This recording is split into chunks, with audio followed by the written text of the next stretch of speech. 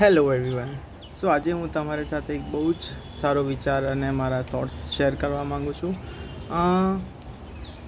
શું તમે ક્યારે બી કરિયાણાની દુકાન પાસેથી તમારી પગાર માંગી છે? શું તમે ઇલેક્ટ્રોનિકવાળાથી શાકભાજી માંગી છે? નથી માંગતા. કેમ? કેમ કે આપણને સારી રીતે ખબર છે કે એમના જોડે નથી એ વસ્તુ, અને એમના જોડે માંગવાથી કંઈ મતલબ નથી, કારણ કે એ વસ્તુ તમને નથી જ મળવાની.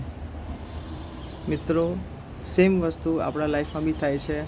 આપણે નિરંતર પ્રેમની માંગણી કરીએ છીએ, અને પ્રેમના બી ઘણા બધા સ્વરૂપો હોય છે. જેમ કે આપણે કહીએ છીએ કે તમે મને મેસેજ નથી કરતા, તમે મને કોલ નથી કરતા, તમે બદલાઈ ગયા છો, પહેલાં તમે સારા હતા હવે નથી આવા.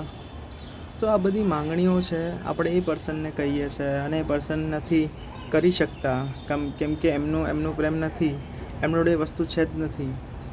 તો શું કરવા આપણે ખોટી માંગણીઓ કરવી જે વસ્તુ આપણને મળવાની જ નથી?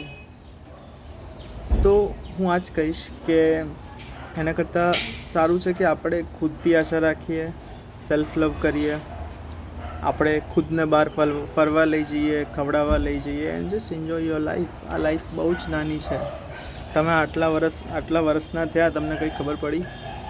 Time goes like this. So do self love and enjoy your life. અને એમને જેનાથી બી તમે માંગણીઓ કરો છો, જસ્ટ લેટ ધેમ ફ્રી. અને એમને બી કહો તમે લાઈફ એન્જોય કરો. અને જો તમે જ્યારે આશાઓ ઓછી કરશો તો તમારી હેપીનેસનો લેવલ બહુ ઉપર હશે.